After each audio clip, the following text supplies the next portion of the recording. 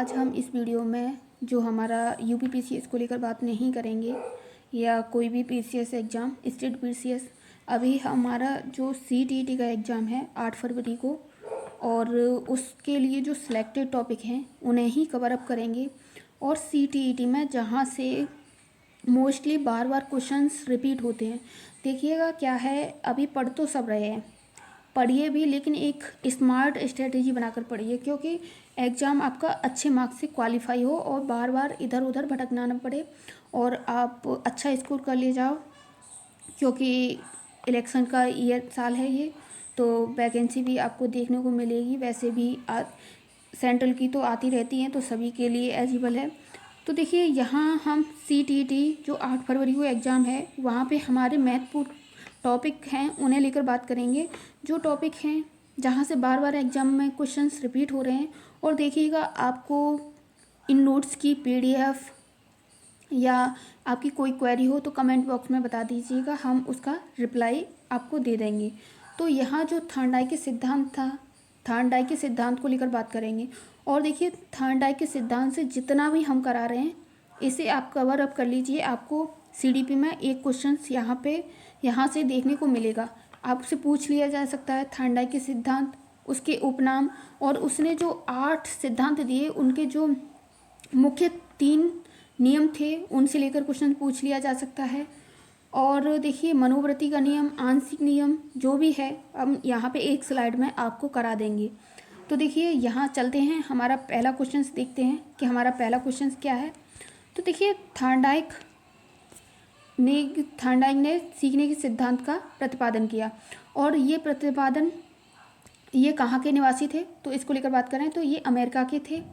और जो इन्होंने प्रयोग किया था, अपना प्रयोग भूखी बिल्ली पे किया था, और स्किनर ने चूहे पे अपना प्रयोग किया था, आपको नेक्स्ट वीडियो में बता दिया है। और देखिएगा उद्दीपक, उसको मांस या मछली का टुकड़ा दिखाकर उन्होंने अपना प्रयोग बिल्ली पर किया था, भूखी पर। और देखिए जो थर्नडाइक के मोस्ट इम्पोर्टेंट सिद्धांत हैं उन्हें लेकर बात करें तो थर्नडाइक के जो सिद्धांत हैं, प्रयास या त्रुटि का सिद्धांत भी इसे दूसरे नाम से बुलाया जा सकता है, प्रयत्न या भूल का सिद्धांत, किस तरीके से बच्चा भी इसी तरीके से सीखता है चीज़ों को, और आवृत्ति का सिद्धांत, बार बार दोहरा कर रिपीट कर आप रिवाइज करवाते हो तो भी सीखता है, और ये आवृत्ति का सिद्धांत कहलाता है, इसे ही उद्दीपक अनुक्रिया का सिद्धांत, और एसआर बॉन्ड भी इसे ही कहते हैं, संबंधवाद का सिद्धांत, और अधिगम का बंध सिद्धांत भी इसी को ही कहा जाता है। तो चलिए थर्नडाइक के जो सीखने के कुल 8 नियम थे उनको लेकर बात कर लें।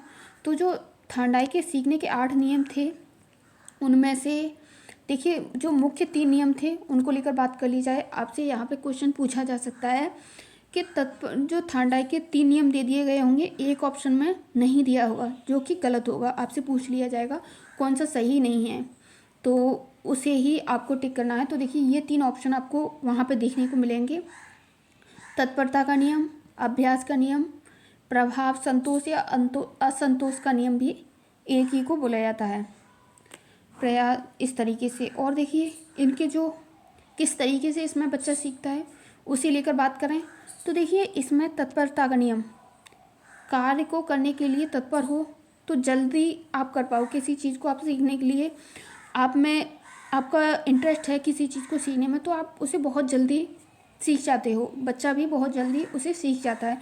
आपका किसी सब्जेक्ट में इंटरेस्ट है तो हम उसे अच्छे से और कम समय में कवर अप कर लेते हैं। अभ्यास का नियम, इसे उपयोग का नियम, यदि कोई कार्य पहले किया गया है और जब उसे दोबारा करें तो मस्तिष्क में आ ही जाता है। आपने एक बार कोई रिवीजन किया है, कोई चीज़ देखी है, आप दूसरी बार उसे देखते हो तो आपको वो याद आ ही जाती है। और देखिए अभ्यास का नियम, जो बार बार दोहराते हैं, रिपीटेशन का नियम है, उसे कहते हैं। संतोष का नियम, यदि किसी कार्य को करने में हमें संतोष प्रदान होता है और पॉजिटिविटी आती है, और क्या कहते हैं, दोबारा, तो उसे हम दोबारा करना चाहते हैं, और यदि उसे असंतोष होता है तो दोबारा नहीं करेगा। अगर उसे उस चीज़ को करने में अच्छा नहीं लगता है तो वो उसी को दोबारा करेगा। शैक्षिक महत्व को लेकर बात करें, बड़े व मंदबुद्धि के लिए उपयोगी है ये। शिक्षा के प्रति रुचि है उसमें उपयोगी है। और देखिए यहाँ पे बात कर रहे हैं सफलता के प्रति आशा है उसमें भी ये उपयोगी है। और आगे देखिए नेक्स्ट देख लेते हैं आगे क्वेश्चन जो इसके आंशिक वो दिए हैं उसे लेकर। तो देखिए यहाँ पे गौड़ सहायक नियम कौन कौन से हैं। जो गौड़ सहायक 5 नियम हैं उन्हें लेकर बात कर लेते हैं। 3 ये मुख्य नियम थे जो हमने बता दिए हैं। अब यहाँ पे जो थे उसे लेकर बात करें तो इसे बहुप्रतिक्रिया का नियम, मनोवृत्ति का नियम, आंशिक क्रिया का नियम, आत्मीकरण का नियम और संबंधित परिवर्तन का नियम, ये 5 गौड़ नियम हैं जो सहायक नियम के नाम से भी जाने जाते हैं हमारे। और मनोवृत्ति का नियम, किसी कार्य के जिस मनोवृत्ति से करेंगे वैसा ही कल मिलेगा। आप जिस तरीके से आप अपनी पढ़ाई करोगे और स्मार्ट तरीके से करोगे और सही से समझते हुए चीज़ों को करोगे तो आपका उतनी जल्दी आपको रिजल्ट देखने को मिलेगा, उसी लेकर बात की गई है। और मनोवृत्ति का नियम क्या है कि किसी कार्य को जिस मनोवृत्ति से करोगे वैसा ही कल मिलेगा। आंशिक क्रिया का नियम को लेकर बात करें तो देखिए आंशिक क्रिया का जो नियम है किसी कार्य को छोटे छोटे भागों में बांटकर और जल्दी करेंगे तो जल्दी सफलता मिलेगी। और देखिए आत्मीकरण का नियम आत्मीकरण का जो नियम है उसे लेकर बात करें तो नया कार्य करने पर पुराने किए गए कार्य के ज्ञान को नए ज्ञान से जो मिलाया जाता है उसे आत्मीकरण का नियम कहते हैं। तो देखिए जो भी थॉर्नडाइक से संबंधित हमारे क्वेश्चंस बन सकते थे हमने यहाँ पे इस वीडियो में सभी को देख लिया गया है। और देखिएगा आप एक बार MCQ लगा के देखिए, ये क्वेश्चन करने के बाद आपका कोई भी थॉर्नडाइक से संबंधित क्वेश्चन होगा गलत नहीं हो सकता है। बस आप बार बार अब जितना भी हो सकता है हमारे पास जितना भी टाइम है रिवीजन करते रहिए और मॉक टेस्ट पर जितना भी हो सके ज़्यादा से ज़्यादा ध्यान दीजिए, मॉक टेस्ट लगाइए, फिर उसके बाद देखिए आपकी कहाँ गलतियाँ हो रही हैं, फिर उस तरीके से आप कीजिए। तो आज के वीडियो में हमने जो मोस्ट इम्पोर्टेंट हमारा टॉपिक था थॉर्नडाइक से वो देख लिया। आगे के नेक्स्ट क्वेश्चन नेक्स्ट वीडियो में देखेंगे। तब तक के लिए thanks for watching this video. अच्छे से प्रिपरेशन करते रहिए।